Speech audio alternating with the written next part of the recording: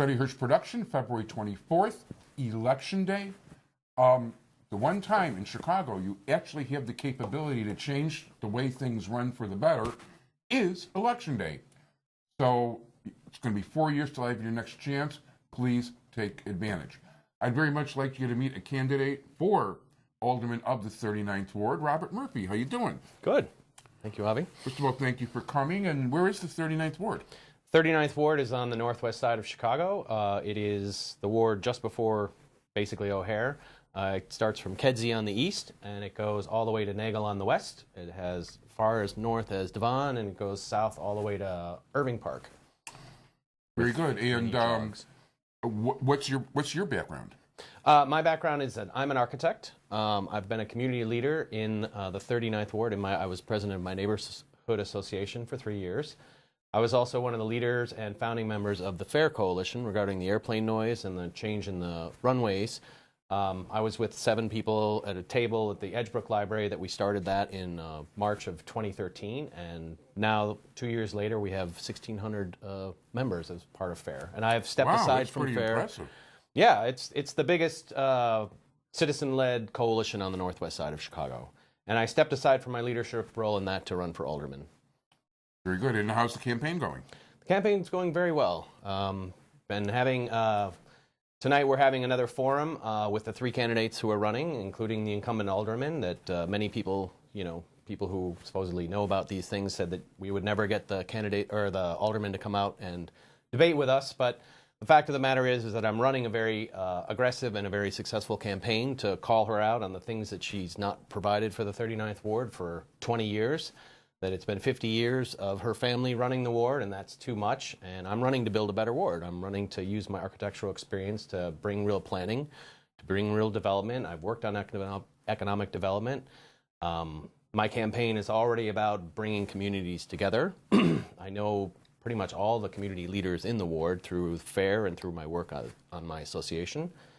And I've been going out and knocking on doors since middle September, and I got 1,500 signatures to get on the ballot, and they were from every precinct in the ward, and I'm very proud of that. And I had over 3 dozen people pass for me, which was more than the alderman had, and it's really kind of a ground-up campaign.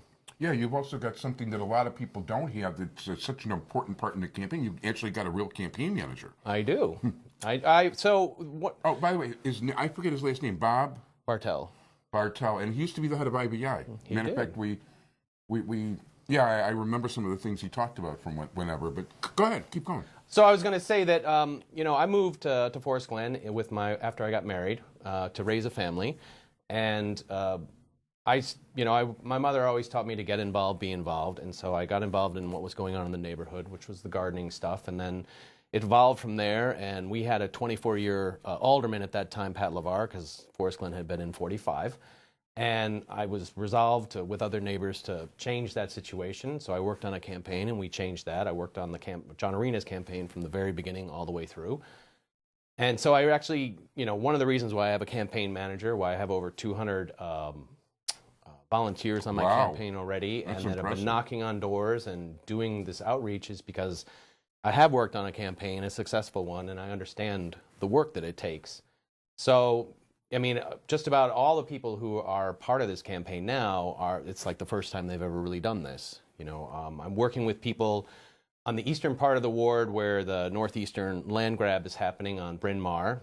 This is probably the single worst thing that the alderman has allowed to happen, but she's allowed basically the whole ward to just go for 20 years. But in this situation, Northeastern wants to expand their campus and do that at the expense of current landowners and businesses, and the community was never informed about this happening. And the current alderman, Margaret Lorino, was on the board for NEIU until 2007, and then she installed the current person who's head of the board.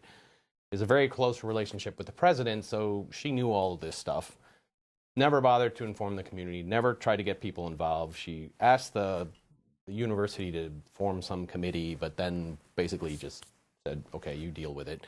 Yeah, and this is a school with declining enrollment that wants to expand and take over people that have been there 60 years or longer. Exactly. And the thing is that I support Northeastern in terms of if they need to do things to grow and to be successful, but any plan that's going to involve taking people's property, taking homes, and then giving it over to a developer to make profit, which I'm totally against.